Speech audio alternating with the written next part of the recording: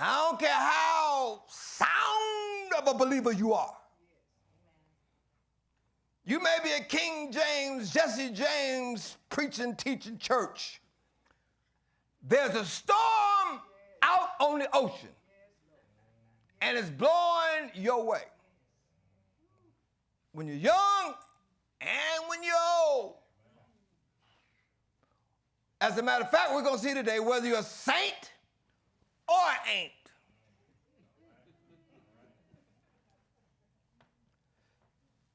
So it's good for somebody to be able to ask the question and have an answer to the question, why, Jesus? What's this storm about? Now, we know why Jesus in terms of other religions and other groups, because Hebrews tells us he's sovereign, he's superior, he's Savior, he's the Son, he has suffered, he sanctifies, he supplies. There's a whole bunch of other reasons, but see, that's why the writer says, hold on to what you know. See, what y'all know about Jesus, hold on to it. I don't need to instruct y'all about that stuff. Y'all already know that. But you need to be reminded, because sometimes we forget. You think these two things and not all these things. So the writer says, you better hold on to what you know, because when the storm comes, you will let loose. And before you know it, you're drifting away from what you know. You're drifting away from the truth. See, there's types of spiritual drifting. There's intentional, Hebrews 2, somebody intentionally, like a relationship, you intentionally distance yourself. See, drifting is there's sometimes you and I or other people, friends, there are people that they used to be close to you, but they're not now. People used to be a part of this church, they're not now. They intentionally drift away. That's why Hebrews says, but then there are times, this may be hard for some of y'all to swallow, when circumstances can cause you to drift.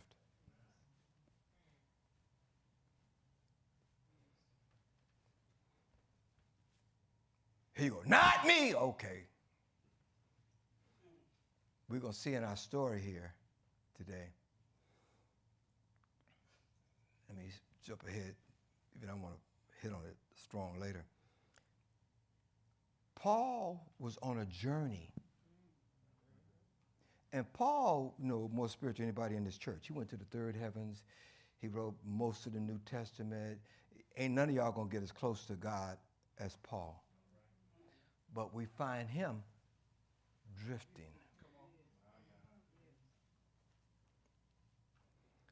So if Paul drifted, you know you're going to drift. Because, see, circumstances, hear me carefully, in your life, then and now, you can't control.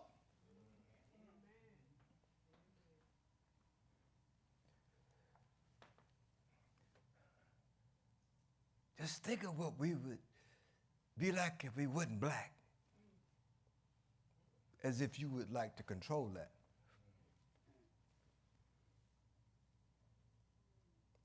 If I wasn't a woman, if I didn't live in Detroit, God says there's a bunch of circumstances that are in your life now and that will be in your life. Don't let that trip you out, or when you find yourself drifting, find out how to get back. All right. If I had married him, if I had gone to school, you see, even when you find that you have drifted, and it happens in life, that drifting is stoppable.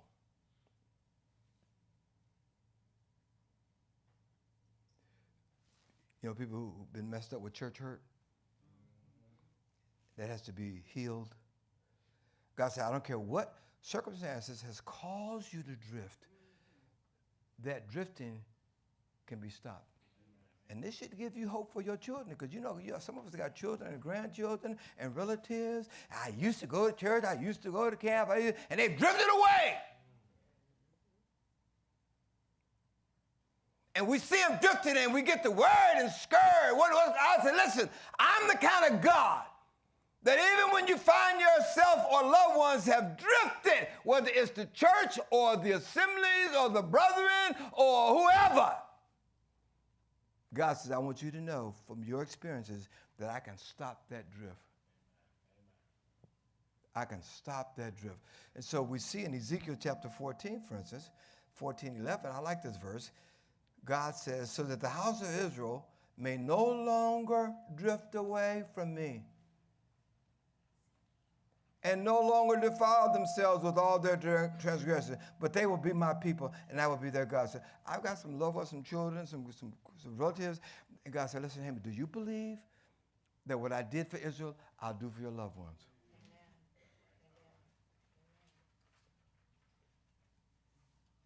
Do you think I've stopped being that kind of God? And so as we jump into Acts chapter 27, and I'm not even going to come close. I remember when first year I started the church, I preached from Acts chapter 27 the whole year and didn't finish it.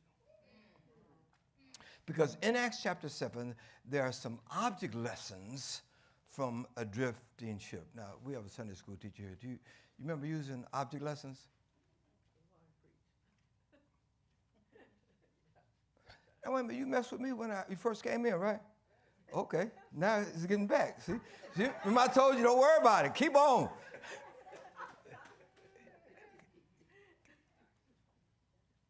Using object lessons, is that a good way to teach? Sometimes the best way for you and I to learn is through an object lesson. Matter of fact, turn to your neighbor and say, you look like an object lesson.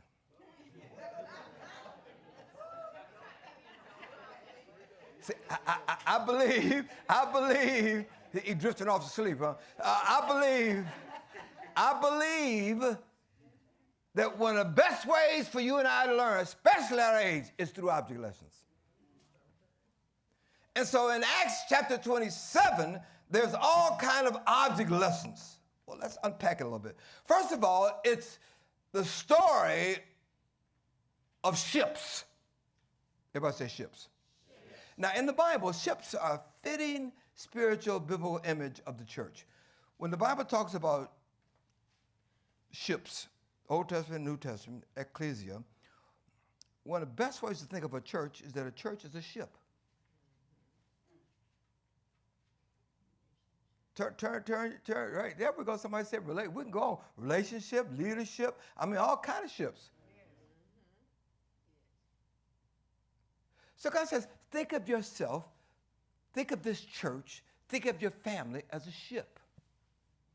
Especially, let's think of the, these ships that we're talking about are supposed to be symbols of safety, safe places. Ships in the Bible are the means of carrying people to a destination